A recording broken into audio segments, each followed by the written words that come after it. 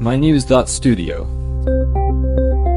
Wind and solar now generate more electricity in the EU than fossil fuels.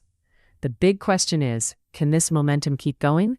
Or are we about to run into a new grid crisis? Today is February 23rd, 2026. Let's start with the numbers. For the first time, wind and solar are providing more electricity to the European Union than all fossil fuels combined. Did anyone really see this coming 20 years ago? No, not at all. If you look back, wind and solar barely registered in the EU's energy mix in 2006. Even by 2015, together they made up just 13% of electricity. Fossil fuels, meanwhile, were still at 43%. Now, in 2025, wind and solar have climbed to 30%. Fossil fuels have dropped below 29%. That's a complete reversal in a decade. It came down to policy, technology, and economics. EU governments rolled out incentives, like feed-in tariffs, tax breaks, changes to permitting. At the same time, wind and solar technology got much cheaper, and manufacturing ramped up. Battery storage is even starting to step in for gas during peak hours. But it's not just policy, right? No, it's also about how the market shifted. Solar, in particular, jumped by 20% in just 1 year, now reaching 369 terawatt-hours. Every EU country increased solar generation in 2025. Wind power dipped a bit, mainly because of less wind, but still provided nearly 17% of the EU's electricity. Coal's practically collapsed. It's just 9.2% now, and in 19 countries, coal is under 5%. Portugal is really notable here. In January 2026, Renewables supplied over 80% of its electricity. Outside Norway, that's the highest in Europe. Was that a one-off, or is it becoming the norm? It's consistent and actually growing. Throughout 2025, Portugal got 68% of its electricity from renewables. Hydropower gave them 27%, wind 25%, solar 11%.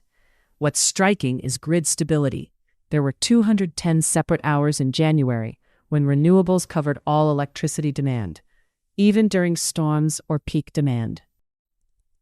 So we have a region proving that renewables can power an industrial economy. What does this mean for climate action, though? The EU is demonstrating that large-scale decarbonization is possible. The share of fossil power dropped from nearly 37% to just 29% in 5 years. If this continues, Europe is on track for its 2030 climate targets. But the question is, will it be enough? Experts still say it's not happening fast enough. There's a gap between how quickly renewables are being deployed and what's needed to reach net zero. There's also the geopolitical angle. Europe's move to renewables reduces reliance on Russian gas, but now the EU is importing more liquefied natural gas from the US. Gas imports now cover almost 17% of EU electricity. Are we just trading one dependency for another? That's the risk. As global tensions grow, energy security becomes a bigger issue. Renewables cut some vulnerabilities, but they introduce others. Which brings us to the next challenge, the grid itself. Grid bottlenecks are a hidden crisis. The grid was originally designed for large centralized fossil fuel plants, not thousands of decentralized wind and solar sites.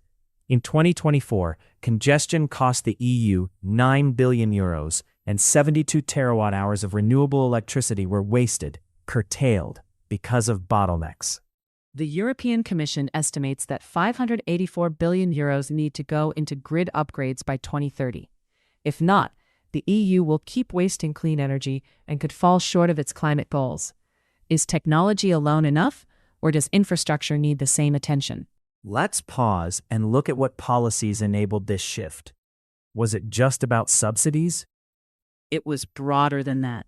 Scaling up manufacturing and falling technology costs were crucial. But policy support, long-term guarantees for renewables, streamlined permitting, incentives for storage, those drew in investment.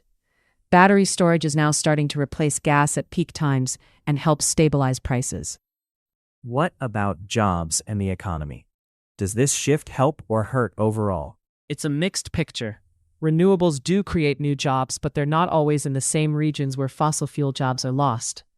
That means retraining and targeted social policies are needed. Upfront spending on grids and storage is expensive, but over time, renewables should help stabilize energy prices. Can developing countries follow the EU's path? Yes and no. They can use the EU's policy models and investment strategies, but many face challenges with infrastructure and financing. International support and adapting policies to local conditions are essential.